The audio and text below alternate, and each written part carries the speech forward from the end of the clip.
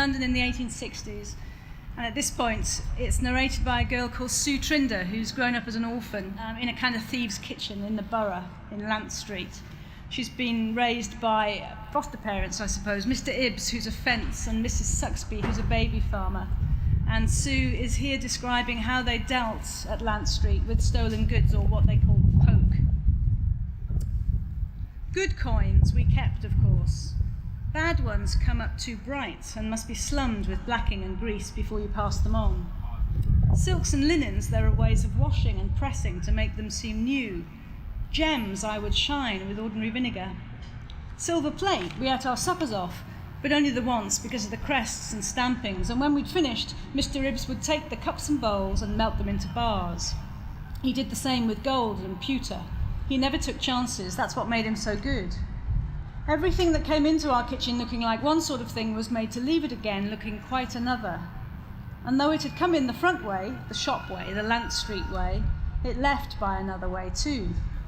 It left by the back. There was no street there. What there was a little covered passage in a small dark court. You might stand in that and think yourself baffled. There was a path, however, if you knew how to look. It took you to an alley, and that met a winding black lane which ran to the arches of the railway line.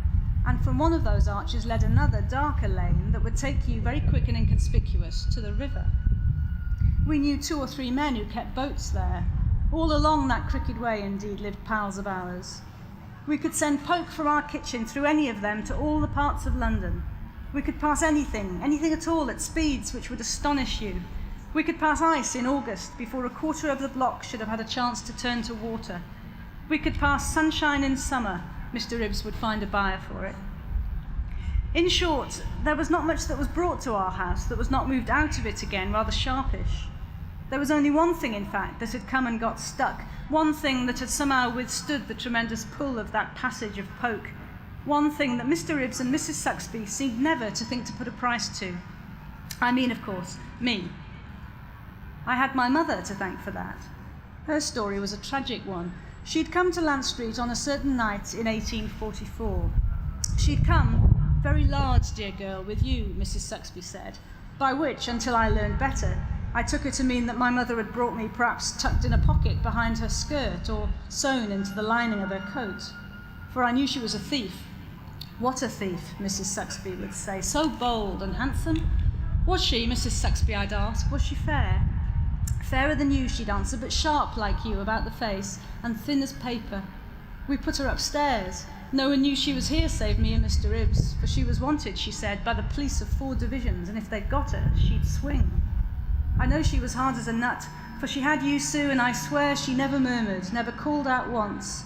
She only looked at you and put a kiss on your little head. Then she gave me £6 for the keeping of you, all of it in sovereigns, and all of them good. She said she had one last job to do that would make her fortune. She meant to come back for you when her way was clear. So Mrs. Suxby told it, and every time, though her voice would start off steady, it would end up trembling, and her eyes would fill with tears. For she'd waited for my mother, and my mother hadn't come.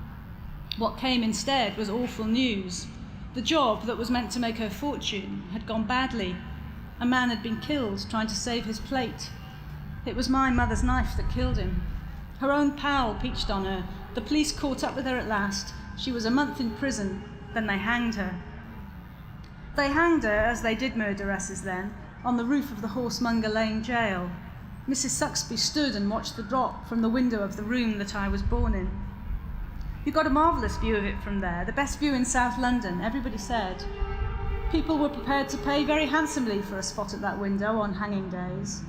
And though some girls shrieked when the trap went rattling down, I never did. I never once shuddered or winked. That's Susan Trinder, someone might whisper then. Her mother was hanged as a murderess. Ain't she brave? Okay, stop it there. Thank you.